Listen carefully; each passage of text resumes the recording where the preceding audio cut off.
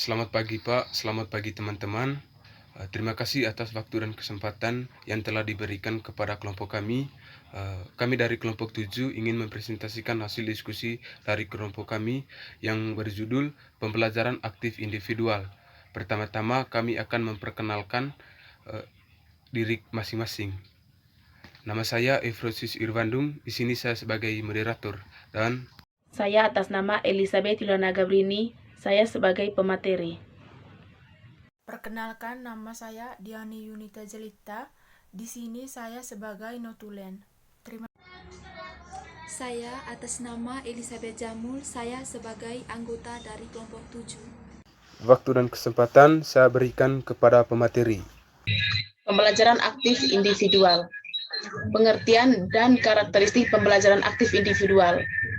Pembelajaran aktif adalah suatu pembelajaran yang dikenal dengan memperbanyak membuka ruang kepada siswa untuk lebih kreatif dan aktif, sehingga tercipta suasana belajar yang sesuai dengan konsep dan makna melalui berbagai kegiatan yang didukung oleh berbagai informasi dan sumber belajar berdasarkan potensi dan karakteristik yang mereka miliki. Kewibawaan seseorang pendidik terjadi bila ditandai dengan adanya pengertian atau pengakuan terhadap perbuatan dalam pergaulan yang dilakukan pendidik. Pengertian terhadap makna kewibawaan ini adalah ketaatan dan kepatuhan anak didik jika mendapat perintah dari pendidik. Kegiatan-kegiatan dilaksanakan oleh peserta didik diarahkan untuk menambah pengalaman dan pengetahuan agar memiliki kemampuan analisis dan sintesis. Pemberian stimulasi dan respon peserta didik dapat melalui proses pembelajaran yang menyenangkan dan tidak membosankan. Karakteristik pembelajaran aktif. Pembelajaran lebih ditekankan pada proses penemuan informasi sehingga siswa dituntut untuk mengembangkan keterampilan, pemikiran, dan daya analisis. 2. Pemberian kebebasan kepada peserta didik sehingga lebih aktif dalam pembelajaran. 3. Kegiatan yang dominan yang dilaksanakan oleh peserta didik seperti membaca, melihat, mendengar, melakukan eksperimen, dan berdiskusi tentang materi pembelajaran. 4. Pemberian tugas ditunjukkan untuk mendorong siswa lebih aktif sehingga melahirkan situasi yang tidak kaku. Terjadi umpan balik yang baik antara siswa. 5. Guru bertindak sebagai salah satu sumber belajar, bukan satu-satunya sumber belajar seperti yang terjadi pada pembelajaran konvensional selama ini. 6. Kegiatan pembelajaran ditujukan untuk mengembangkan kompetensi siswa secara utuh dan seimbang. 7. Proses pembelajaran diarahkan untuk meningkatkan kreativitas siswa dan kemajuan belajar siswa menguasai konsep dan makna suatu materi. 8. Penilaian dilakukan untuk mengukur dan mengamati kemajuan siswa dalam hal keterampilan, pengetahuan, dan sikap. B. Prinsip-prinsip pembelajaran aktif individual. 1. Pengertian dan motivasi. 2. Keaktifan. 3. Keterlibatan langsung atau pengalaman. 4. Pengulangan. C. Strategi pembelajaran aktif individual.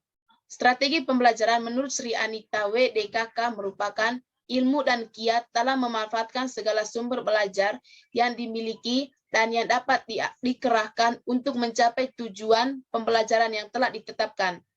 Penentuan strategi pembelajaran tidak hanya dilakukan guru dalam perencanaan pembelajaran. Strategi pembelajaran, dimensi perencanaan mengacu pada upaya strategis dalam memilih, menetapkan, dan merumuskan komponen-komponen pembelajaran tercermin saat guru mengembangkan rencana pembelajaran.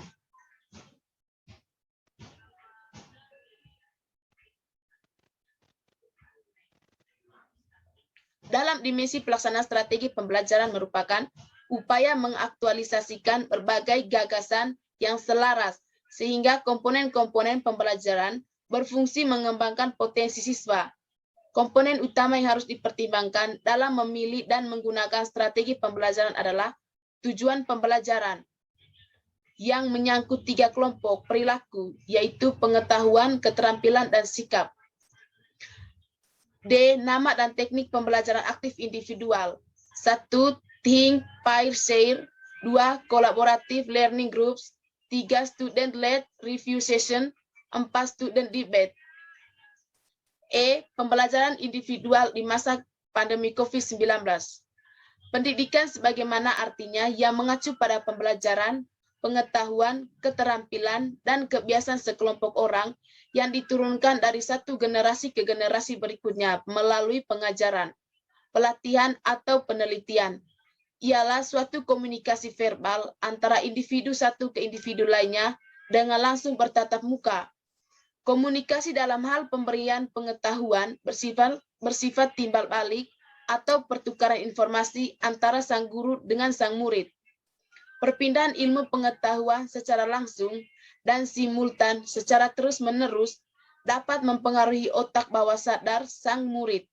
Seperti artinya, kebiasaan yang secara terus-menerus disalurkan dari satu orang ke orang lain, maka secara tidak langsung dapat merangsang perilaku peserta didik. Tantangan dalam bencana non-alam COVID-19. Bulan Februari 2020 menjadi awal mula COVID-19 masuk ke Indonesia. Bermula dari datangnya warga Indonesia yang baru pulang dari Wuhan, menyebabkan kluster baru di Indonesia. Sontak para masyarakat dibuat geger dengan berita adanya kluster baru di Indonesia.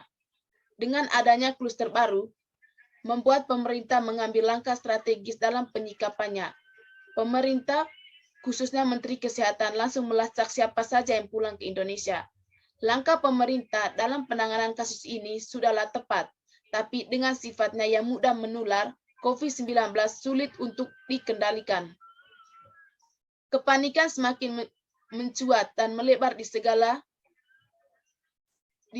lini, hingga tak memandang bulu, mulai dari lapisan masyarakat kecil hingga ke pegawai pemerintahan. Kepanikan yang sudah merebak mengakibatkan institusi pemerintahan seperti Dinas Pendidikan melakukan kebijakan yang sebelumnya belum pernah dilakukan. Pemerintah Pendidikan dan Kebudayaan atau Kemendikbud yang dikepalai oleh Mas Nadiem Makarim terpaksa harus memutar otak untuk keberlangsungan proses pendidikan. Proses pendidikan yang dahulunya memakai teknik tatap muka langsung, sekarang dengan adanya keadaan darurat karena bencana non-alam COVID-19, membuat proses belajar mengajar dialihkan menjadi daring atau dalam jaringan. Tentulah ini menjadi persoalan baru, di mana tata kebiasaan dan kebudayaan yang selama ini dijalankan harus sedikit dibengkokkan menjadi online. Pemberlakuan sekolah virtual mulai dari SD, SMP, SMA hingga perguruan tinggi pun terpaksa harus dan wajib menjalankan proses pendidikan dengan jalan virtual. Pemberlakuan sekolah virtual ini merupakan jalan terbaik untuk keberlangsungan proses pendidikan. Berlakunya Surat Edaran Nomor 4 Tahun 2020 tentang pelaksanaan pendidikan dalam masa darurat coronavirus di CAC atau COVID-19 ini selaras dengan Undang-Undang Nomor 20 Tahun 2003 Pasal 3 yang berbunyi, pendidikan nasional berfungsi mengembangkan kemampuan dan membentuk watak serta peradaban bangsa yang bermartabat dalam rangka mencerdaskan kehidupan bangsa, bertujuan untuk berkembangnya potensi peserta didik agar menjadi manusia yang beriman dan bertakwa kepada Tuhan Yang Maha Esa, berakhlak mulia, sehat, berilmu, cakap, kreatif, mandiri, dan menjadi warga negara yang demokratis serta bertanggung jawab. Pembelajaran di masa pandemi. Sebagai penjelasan di atas bahwa proses pembelajaran juga terkena imbasnya. Secara rela maupun terpaksa, proses pembelajaran harus menggunakan metode yang luar biasa dari biasanya. Penekanan pembelajaran yang di luar jalur kebiasaan ini akan mengakibatkan shock terapi bagi komponen yang berkecimpung di dalamnya. Salah satu jalan keluar yang dapat memberi solusi yaitu tetap mempertahankan proses pembelajaran sebagaimana mestinya dengan cara memperlakukan tatap muka secara daring atau secara sadar, semua komponen dipaksa untuk melakukan transformasi proses pembelajaran yang berbasis internet. Salah satu penentu keberhasilan pembelajaran secara virtual adalah kompetensi guru.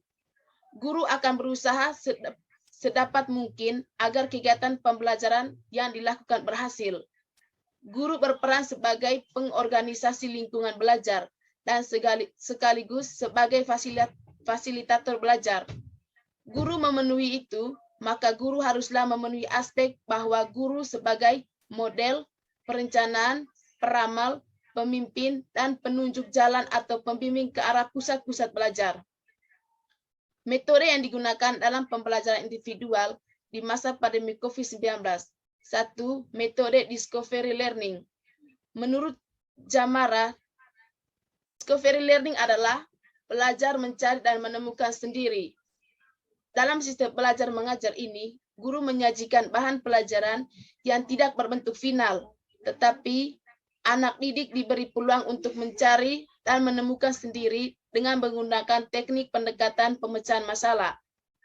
2. Metode daring.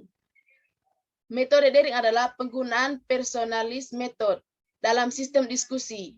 Para pengajar dapat memancing diskusi dan menguji pemahaman siswa lewat pemanggilan nama mereka satu persatu. Menurutnya, sesi diskusi menjadi sesuatu yang harus dilaksanakan dalam metode pembelajaran daring. Dalam metode daring, pengajar maksimal memberikan materi selama 30 menit agar siswa tetap dapat fokus. Siswa pembelajaran harus dilakukan dengan metode diskusi, baik diskusi kelompok ataupun diskusi kelas. Pembagian kelompok dengan metode daring dapat dilakukan dengan fitur-fitur yang ada di media pembelajaran seperti Zoom, Google Classroom, maupun Microsoft Teams. Itulah hasil diskusi dari kelompok kami. Sekian dan terima kasih.